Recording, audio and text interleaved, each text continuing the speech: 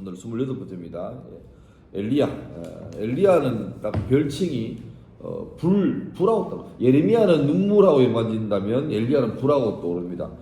불꽃 같은 삶을 살았고, 여러분은 그 학생들이나 아니면 우리 교직원 사이에서 아니면 가족들 사이에서 어떤 이미지로 남는 사람일지 한번 이거는 번외인데 한번 고민해 보시고 기대도 해 보시기 바랍니다. 엘리야 뜻은 엘리는 나의 하나님이고 야는 여호와입니다. 그러니까 여호와는 나의 하나님 그 말이고, 길르앗에 거주하는 디셉 사람인데 엘리야는 남북이 분열됐을 때 북이스라엘 스스로 활동하던 그런 세대였습니다. 그리고 이스라엘 역사 가운데 가장 어두운 때를 지났던 사람이었고, 그래서 어쩌면 그렇지 않습니까? 낮에는 그 성냥불 하나 켜봐야 밝도 안 하는데 깜깜하면 밝잖아요. 그러니까 같은 밝기라도 주변이 상대적으로 얼마나 어두운가에 따라서 더 상대적으로 빛나 보이는 것도 있을 것인데, 엘리야가 참 대단한 것도 맞지만 상대적으로 엘리야가 사역하던 그 아합 왕 당시가 역사의 제일 암흑기였습니다. 그리고 엘리야는 특별한 게 신약성경에 무려 27번에 등장합니다. 굉장히 많이 나옵니다. 북이스라엘에서 가장 암울한 시대였던 아합과 이세벨이라는 사람이 통치할 때인데, 그때 나와서 하나님이 하늘을 닫으시고 다시 명령할 때까지 가뭄이 될 거다 그렇게 선포합니다. 근데 이 아합에 대한 평가가 밑에 성경을 보시면 이전의 모든 사람보다 여호와 보시기에 악을 더욱 행하여 라고 나옵니다. 아합 아버지가 오므리거든요. 그 오므리 왕조입니다. 근데 오므리 아들인데 세계사에서는 오므리가 중요한데 성경에서는 아합이 훨씬 더 비중이 크죠. 제일 악한 왕이었고, 이 사람은 북이스라엘 수도가 사마리아였는데 이 사마리아에 바알을 숭배하는 제단을 세워버립니다. 여러분 기억할지 모르겠습니다. 남북조가 분열될 때 북왕국이었던 여로보암 왕이 맨 처음에 그 단과 베델에 금송아지 세우는 게 기억날 겁니다. 남북한이 갈라졌는데 계속해서 명절만 되면 예루살렘에 절기를 지키러 가거든요. 그래서 이건 안 된다 해서 북쪽 단과 남쪽 베델에다가 금송아지를 세우는데, 금송아지가 정치적으로 백성들의 민심을 잡기 위한 건데, 여로보암이 애굽에서 피신을 했잖아요. 그래서 애굽에서 봤던 신의 모양이 금송아지입니다. 모세 형이었던 아론이 금송아지 세우고 동일하게 애굽에서는 금송아지 보고 신이라 불렀거든요. 그래서 신상을 세운다는 게 고민하지 않고 금송아지를 세웠습니다. 그런데 이제 이게 점점 나중에는 금송아지가 처음에 하나님을 불렀지만 의도는 안 나빴는데 세월이 갈수록 점점 더 희석되어지는 거죠. 그러니까 영적인 타락도 마찬가지입니다. 처음부터 대놓고 바알 숭배가 아니고 처음에는 금송아지 사놓고 이게 하나님이라고 말하고 점점 지나면서 뭐 하나님이나 바알이나 그거네 하다가 이번에 바알을 하나님이라고 한번 해볼까 이래가지고 바뀌는 거예요. 그러니까 아합 때 벌써 완전히 여호와를 버리고 바알로 넘어와 버립니다. 바알이란 말은 영어로 말하면 BAAL인데 주인이란 뜻입니다. 주인님, 로드 그 말이죠. 주님 그런 말이고, 아세라하고 이제 웃기죠. 우상인데 저끼리 부부입니다. 바알과 아세라, 남자 여자. 그리고 바알은 주로 농사와 관련되어 있습니다. 농경의 신. 그래서 비를 내리고 벼락을 내리고 우박을 내리고 뭐 이런 신입니다. 그래서 나중에 왜 엘리야가 제일 중요한 사건이 갈멜산에서 왜 대결하잖아요. 그때 이 바알 선지자가 자신 있을 까닭이 바알의 주 전공이 비 내리는 겁니다. 그러니까 자기 생각이 할만했다는 거죠. 그리고 이 바알이 비를 내리는데 교리가 뭐냐니까, 그 바알을 섬기는 사제들이 남자 여자가 있는데 바알 예배를 와가지고 1부 예배 마치고 2부 공부를 하는데 바알 신전 옆에 조그마한 방이 쭉 있습니다. 그러면 예배를 마치면 사제들이 남자 여자들이 방에 쭉 들어가면 신도들이 그 방에 들어가는데 다른 성별로 들어가죠. 뭐 죄송합니다. 만약에 남자 선도사가 있는 방에 여자 신도가 들어가요. 여자 선도사가 있는 방에 남자 신도가 들어가서 벌써 성행위를, 그래서 교리가 뭐냐니까 성행위 가운데 나중에 사자하잖아요. 이게 많이 들수록 비가 내립니다. 이게 유사한 그거죠. 그러니까 그렇게 하니까 이 사람들이 종교 의식을 한다는 명분하에 음란하고 타락한 게 합법화되는 거죠. 그래서 반드시 이 우상이 창고라면 윤리적으로 도덕적으로 타락하는 건 당연하게 타락합니다. 엘리야가 아합 왕에게 앞으로 가뭄 온다고 말했는데 엘리야 자기도 가뭄을 피하지 못합니다. 자기도 요단강 근처에 그리 시내가에 숨어 있는데 하나님께서 은혜로 아침 저녁으로 까마귀를 통해서 떡과 고기를 물어줍니다. 성경에 보면 하나님 명령에 순종한 동물이 꽤 나옵니다. 대표적으로 요나를 삼켜서 사흘 동안 있다가 뱉었던 물고기가 있고, 잘못된 선지자가 저주당할 일을 하고 있을 때 하나님의 사자를 보고 안 가고 머뭇거리다가 발람이 칼 빼가지고 이럴 때 입을 열어서 하나님 은혜로 입을 열어서 말했던 또 발람의 나귀가 있고 또 약간 다른 결이긴 하지만 광야에서 만나를 먹다가 지치는 백성들이 불평하자 하나님께서 동풍을 불어서 메추라기를 이렇게 한 곳에 몰아주시죠. 사람이 순종하지 않으니까 하나님께서 동물을 통해서라도 기어코 사람을 순종하게끔 만들어 가시는 걸 보게 됩니다. 근데 아침 저녁으로 떡과 고기를 물어줬던 까마귀가 좀 장난스러운 생각인데 행복했을까?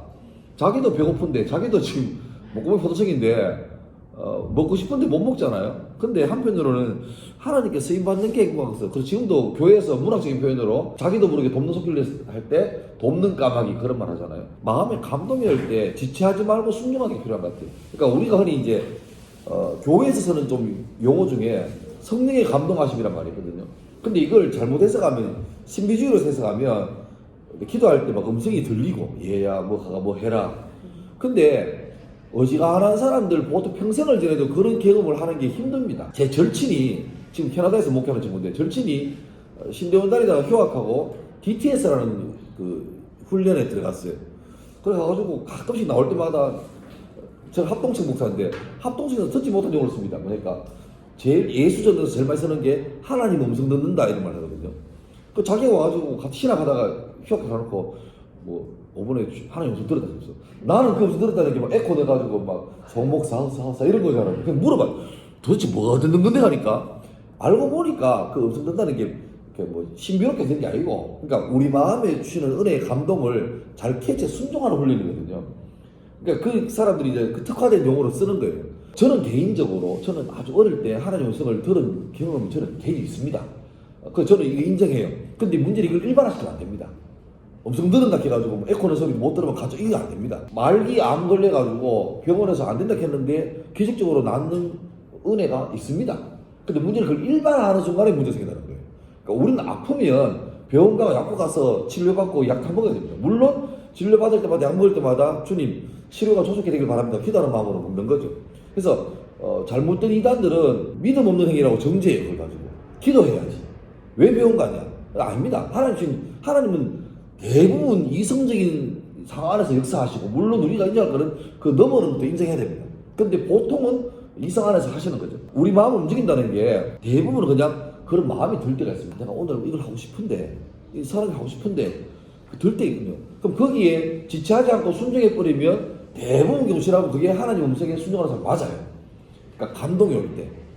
물론 그게 자기 욕심일 수도 있고 알 수 있지만 일반적으로 내가 선한 의도 가지고 하나님 나라를 좀 이루고자 했을 때 오는 그 마음이 있습니다. 그 마음에 순종하면 그게 대부분 다 주의 음성에 순종하는 사람 맞는 거죠. 그러니까 우리가 엘리야의 선한 까마귀가 되려고 애쓸 때 음성 듣는 게 다른 보이스가 아니고 내게 주시는 선한 양심에 따라서 섬기고 하면 그게 대부분 다 그래 맞아 들어가는 겁니다. 오늘 아침에 봤던 내용인데 신앙생활 할 때 신앙도 중요하지만 생활도 중요합니다. 그러니까 우리 자꾸 이제 신앙과 생활을 따로 떼는 거예요. 주일날은 신자, 월화수목금은 그냥 일반인. 아니 우리는 주일에도 교회에서 신자고 월화수목금토에도 학교에서 성도로 사는 거죠. 그러니까 신앙과 생활이 분리되면 이게 제일 골치 아프게 되는데 신앙과 생활을 계속 연계해가는 나는 여기서도 신앙인이다. 수업 시간에도 신앙인이다. 이게 되게 맞춰가는 거죠. 자 이제 가뭄이 심해지니까 엘리야가 사렙다는 사르밧이라는 이름 같은 이름입니다. 이동하는데 옆에 지도 있죠. 사르밧이 어디냐니까 시돈과 두로 사이입니다.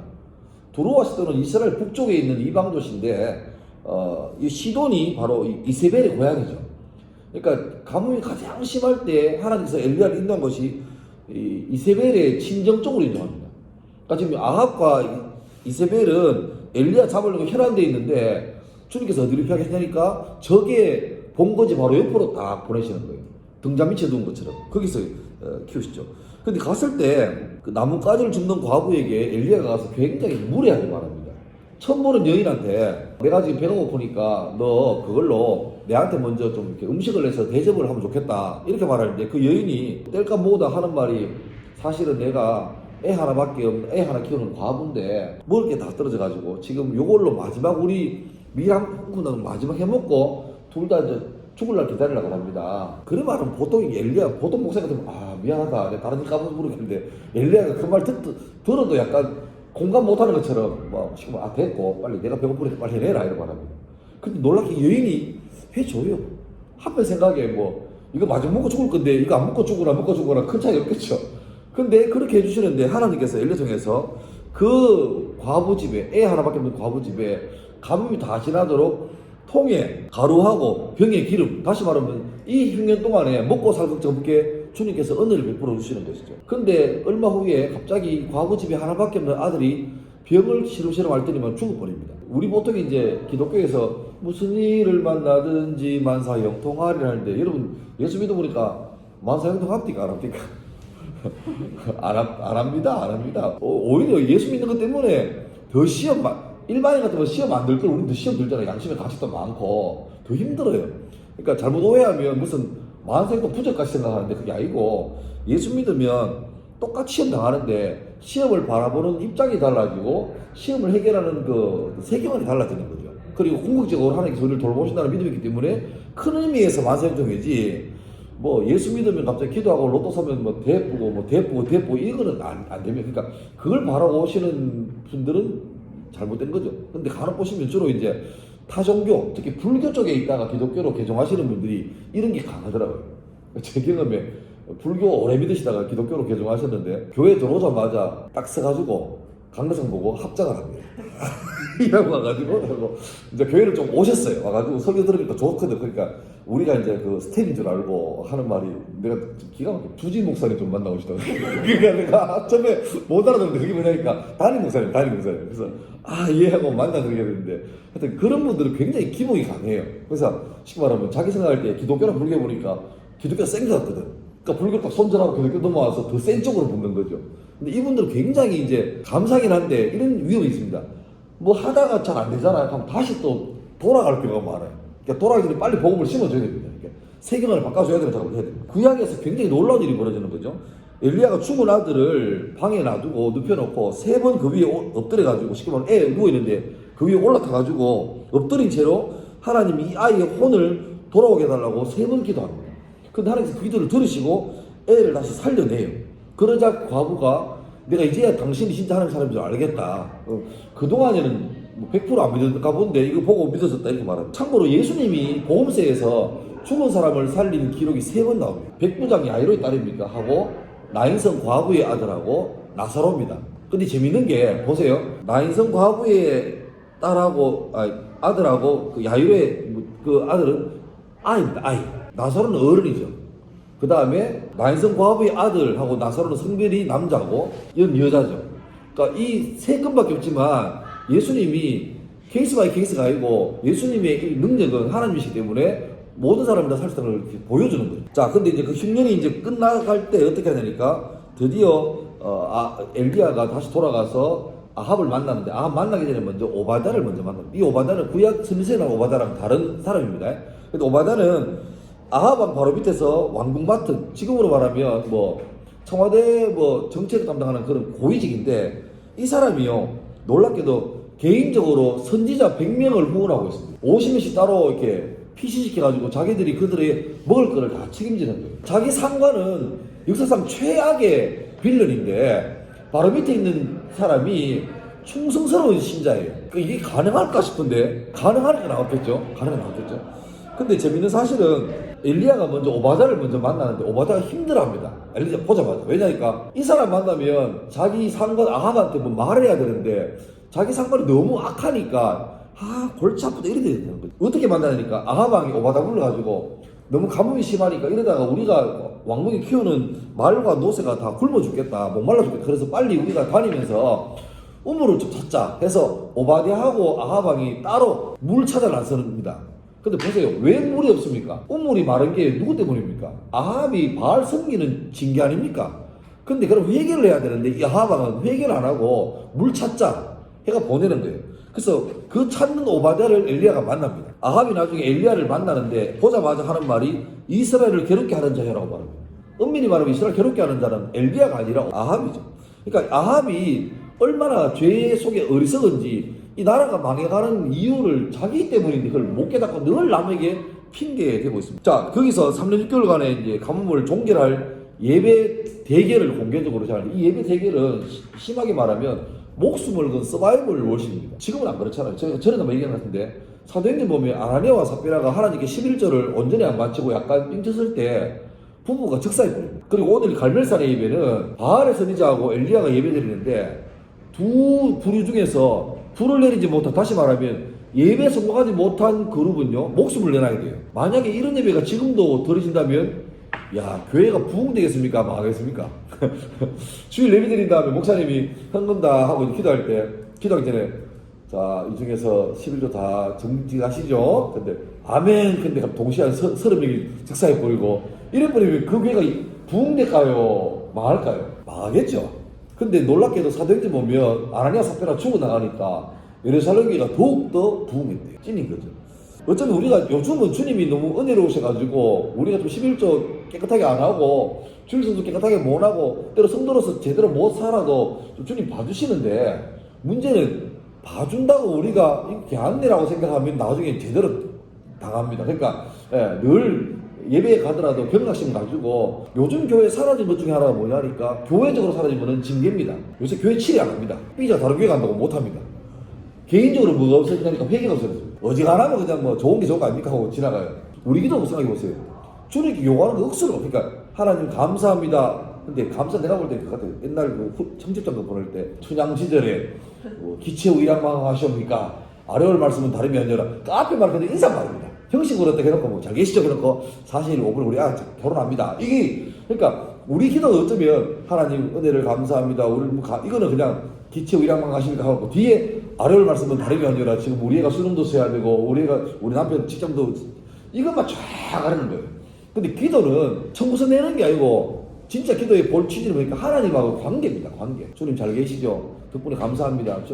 주님 우리 요걸 다 아시거든요. 아무것도 아는데 관계가 돈독하면 그게 채워지는데, 문제는 우리는 그거 생각도 안 하고 그냥 예의만 차린 다음에 계속 막 달라 이러면 하니까 그 기도 생활이 길어지고 오래된다 하더라도 신앙이 성숙이 안 되는 거예요. 관계가 서먹서먹한데. 먼저 엘리야가 450명의 바알 선지자에게 먼저 성공을 줍니다. 여러분 보세요. 3년 6개월 동안 비가 안 왔으니까 온 땅이 바짝 말라 있습니다. 건조하죠. 건조하면 자연적으로 발화될 가능성이 굉장히 높습니다. 그러면 초반하고 후반하고가 초반이 훨씬 유리해요. 그리고 쪽수가 450명이니까 유리하죠. 그리고 아까 말했지만 바알은 농경의 신이고 비를 내리는 신인데 또 하나 우레, 낙뢰, 번개의 신입니다. 그러니까 바짝 말라있는 나무에 바알이 번개 한 수방 때려 뿌리면 불 붙는 거 쉽잖아요. 그러니까 이거는 누가 봐도 엘리야가 불리한 게임인데 먼저 해야 되는데 엘리야가 성공을 줍니다. 해라. 그래서 아침부터 저녁까지 합니다. 저녁에 해질 때 다 할 때까지 하는데 450명이 하는데 답이 안 나오니까 엘리야가 놀리죠. 요새 뭐 너 신이 바빠가지고 묵상하러 간단 모양이다 하니까 이놈들이 열받아가지고 450명이 칼로 자기를 막 자해합니다. 우상숭배의 근본이 이겁니다. 우상숭배는 신을 위한 게 아니고 신과의 인격 교제가 아니라 신에게 내 필요한 걸 얻어내는 게 목적이에요. 내 수고를 들여서 신에게 거래하는 거죠. 더 나아가면 네 만약에 안 해주면 내 왜 예쁜데 하면서 자해하는 겁니다. 그래서 몰래 같은 신은 왜 자기 아들을 불태워주지 않습니까? 이신공양. 근데 하나님은 그런 분이 아니죠. 450명이 생각해보세요. 자기 몸에 자해하면서 피를 흘리고 그 뭐 지옥입니다. 지옥. 그러다 아무리 없는데 엘리야는 무너진 12개의 돌을 12지파죠. 모으는데 성경 보면 12개의 돌 할 때 복수가 아니고 단수입니다. 12개의 돌들이 아니고 12개의 돌입니다. 하나가 되는 거예요. 엘리야가 처음 했던 거는 이미 바알과 여호와로 나누어져 있는 이 민족의 마음들을 하나로 모으는 게 중요한 거죠. 그리고 제단을 만든 다음에 땔감 나무를 위에 올려놓고 그 위에 송아지를 각을 떠서 올려놓습니다. 그리고 놀랍게 물을 12통을 길어서 그 송아지 위에 다 붓습니다. 그러면 송아지 밑에는 땔감도 물 다 찍죠. 자연적으로 바라에도 유불리가 있는데 물을 적시면 이게 안 되는 게임입니다. 그래서 또랑에 물 넘치게까지 부어놓고 기도하는데 세 가지입니다. 하나님이 이스라엘 가운데 하나님이신 것과 내가 종인 것과 하나님께서 말씀대로 하는 것을 알려달라고. 떨어지자마자 바로 불이 떨어져가지고 나무, 번제, 송아지, 심지어 또랑에 물까지 다 핥아버리고 450명의 바알 선지자는 자기들이 목격한 게 있으니까 이게 뭐 살아있으나 사는 게 아니죠. 바로 기승왕 끌려가가지고 450명이 다 죽습니다. 엘리야가 승리로 끝나자마자 바알 선지자가 죽었다 싶으니까 도망가야죠. 450명이 사방으로 도망가면 살 건데 불 떨어지는 순간 이미 그들은 죽은 목숨. 앞도 안 그래. 그래서 조용하게 끌려가서 기손에서 다 죽고. 그리고 엘리야가 이제 기도하죠. 성경 보면 무릎 사이에 머리를 쳐박고, 저는 살쪄가 안 뛰다 보니까 택도 없는데 이렇게 기도한 다음에 종에게 묻습니다. 야야, 뭐 증상이 있나? 없는데요.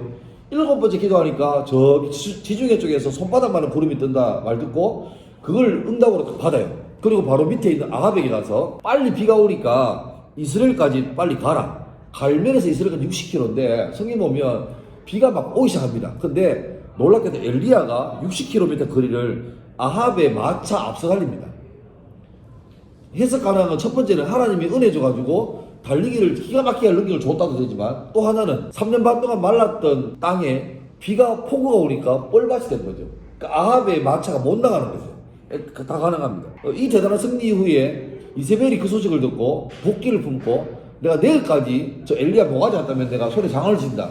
근데 그 말을 때 놀랍게도 엘리야가 완전히 낙담해버립니다. 근데 여러분, 이게 사람이에요. 엘리야 같은 어제 하늘에서 불 떨어지는 거 말놓고 왕비의 한마디 그거 뭐 콧등으로 지나가도 되는 말인데 그 말 한마디에 완전히 낙심해가지고 브엘세바가 어디냐니까 우리 치면은 내가 대구에서 일했는데 갑자기 제주까지 가가지고 제주에서 종 놔두고 마라도까지 기도해가지고 거기서 기도하기를 주여 나 할 만큼 했으니까 더 이상 못하겠다고 미치겠다고 죽여달라고 이렇게 말합니다. 그러면 하나님 볼 때 기가 막힌 거죠. 실망한 거죠. 근데 하나님께서 엘리야에게 놀랍게도 햇빛을 들었습니다. 지쳐있는 엘리야가 몸과 마음이 다 지쳐있으니까 충분히 재웁니다. 그리고 충분히 먹입니다. 먹이고 재우고 먹이고 재웁니다. 기력이 회복되니까 조금 마음도 나아지죠. 그래서 엘리야에게 네 마지막 할 일이 있다 해서 호렙산으로 인도해서 호렙산에서 하나님을 새롭게 만나는데, 잘 아시는 것처럼 처음에는 크고 강한 바람 불어가지고 바위가 막 깨져가는데 별 일이 없어요. 그 다음에는 엄청난 지진이 생기고 별 일이 없고, 그 다음 불이 막 산에 붙어가 난리인데 별 일이 없고, 마지막에는 세미한 소리가 나는데 영어 성경에 보면 휘바람 소리, 팽한 소리, 잘 들어야 들리는 소리. 그러니까 우리는 하나님이 크고 대단하신 분 하는데 동시에 은밀하게 차려진 분도 되죠. 거기서 엘리야가 새롭게 하나님을 만나고 마지막 해야 될 3가지 미션을 받죠. 하사엘을 아람 왕으로 세우고, 예후를 이스라엘 왕으로 세우고, 엘리사를 네 후계자로 세워라. 그렇게 말하고 마지막 미션을 합니다. 그리고 마지막에 이제 하나님의 때가 된 줄 알고 길갈에서 베델로 여리고로 요단으로 왔다 갔다 하는데, 따라오니까 엘리야가 사람들 보고 따라오지 마라 하니까 다 말 잘 들어요. 근데 엘리사만 혼자 따라오죠. 그래서 마지막에 엘리사 묻습니다. 네가 소원이 뭐냐니까 엘리사가 말합니다. 스승님의 갑절임감을 달라고. 그래서 엘리야가 만약에 자기 겉옷을 던져주면서 하나님이 너와 함께하는 증거가 보여지면 그 기도 응답될 거라고 말하고, 엘리야는 회오리 바람을 타고 하늘로 올라가 버립니다. 그리고 엘리사가 스승의 겉옷을 잡고 요단강을 치니까 강이 갈라지죠. 갈라지고 들어가고, 얼마 있다가 동네 애들이 엘리사를 놀립니다. 대머리야 대머리 놀립니다. 근데 그때 엘리사가 내가 만약 하나님의 사람이거든 주께서 너를 심판하시리라고 말하는데 숲에서 곰이 나와가지고 그 애들 다 찢어 죽입니다. 우리 볼 때 너무 세잖아요. 근데 거기에 나오는 그 아이가 어린이가 아니고 청년들을 말하고 놀리는 게 아니고 하나님의 사자를 공개적으로 모욕하는 거예요. 그러니까 심판하시는 거죠. 또 재밌는 사실은 성경에 보면 엘리야가 했던 기적이 나오거든요. 엘리사의 기적도 나옵니다. 숫자가 곱하기입니다. 갑절을 받은 거죠. 근데 또 다르게 해석하면 왜 엘리사는 엘리야의 갑절의 능력이 필요했을까? 일반 하나님 말씀을 선포하는 걸로는 더 이상 들어먹지가 않는, 마음이 완악해져가지고 영적으로 더 어두워져가지고 최악의 시기를 지내는 거죠. 그러니까 갑절의 감을 달라는 말은 좋은 것 같은데 잘 생각해 봐야 됩니다. 이게 진짜 필요한가 안 필요한가. 성경에서 죽지 않고 하늘로 돌림받은 사람은 에녹과 엘리야가 유일하고, 모세는 하나님 데려가셨는데 그 시신을 숨기셨죠. 그런 게 있습니다. 자, 이제 마지막에 엘리야가 재밌는 게 신약이 많이 나오는데, 구약 맨 마지막에 말라기 4장에 보면 내가 엘리야를 보내겠다 이런 말 나오는데, 그 엘리야가 누구냐니까 세례요한입니다. 예수님께서 변화산에서 기도할 때, 십자가로 기도할 때 환상 이렇게 기도할 때 모세와 엘리야가 나오죠. 모세는 율법을 상징하고 엘리야는 선지서를 상징해서 이 모세 엘리야는 구약의 대표입니다. 그러니까 구약의 대표랑 메시아가 3자 회담을 하는 거죠. 그거 보고 베드로가 졸다가 놀래가지고 뭐 여기가 조사원이 가잖아요, 그죠? 그때 나오고, 십자가 달려 돌아가실 상황에서 예수님께서 가상칠언 할 때 엘리 엘리 라마 사박다니 할 때 그때 사람들이 그때 했던 말을 보고 저가 엘리야를 부르는구나 그런 말 하거든요. 그게 바로 말라기에서 말씀 때문에 그래요. 야고보서 4장 보면 엘리야는 우리와 성격이 같은 사람이로되 그가 비가 오지 않기를 간절히 기도한 적이 나올 때, 기도를 흔히 말할 때 엘리야가 우리하고 다른 레벨의 사람이 아니라 그가 우리하고 다른 차이가 뭐냐, 그는 왜 하늘에서 불을 내리는 사람이 되느냐, 다른 거 없습니다. 하나, 간절함. 그러니까 다른 퇴로를 다 막아버리고 주님이 도와줘야만 된다는 그런 간절함으로 살아갈 때 하나님께서 그와 함께 하셨다. 이제 적용하자면 어쩌면 지금 우리 사는 시대도 엘리야와 엘리사 못지않게 어두운 시대를 살고 있습니다. 그런데 우리는 엘리야처럼 불꽃처럼 가야 되는데 뭐 그렇게 되지 못한 것도 많잖아요. 근데 그 차이가 뭘까 물어보면 간절함. 하나님만을 찾기 위해서 간절함이 내게 있느냐. 그리고 다른 것, 친구 의지하고 내 권력 의지하고 인맥 의지하고 그러다가 주님을 한 4-5번째로 뭐 기도해보고 이게 아니고 습관적으로 계속 주님을 먼저 찾고 내가 알고 있는 결정이지만 주님께 먼저 여쭤보고 물어보고 하는 그게 기도입니다. 그 관계가 잘 되어지면 우리도 이 땅을 살 때 불꽃처럼 살 수 있는 인생이 될 줄 믿습니다. 그런 마음으로 우리 학생활 잘 할 수 있기를 주의 이름으로 축원합니다. 기도하겠습니다. 하나님 감사합니다. 귀하게 살았던 엘리야 삶을 보면서 우리 마음속에도 엘리야처럼 주님만을 향하는 간절함이 있길 바라고 또 진실하게 주님만을 바랄 수 있는 모습으로 살아가도록 도우셔서 우리가 신앙과 생활을 분리하지 않고 여기에서도 신앙과 생활을 같이 할 수 있고 교회에서도 주의 조합의 모습으로 살 수 있도록 우리 삶들을 축복하시고 인도하여 주옵소서. 제일고를 주께서 은혜 주시고 날마다 주님을 귀하게 섬기고 높이는 학교 될 수 있도록 함께 하시고 열매들을 허락하여 주옵소서. 예수님 이름으로 기도합니다. 아멘.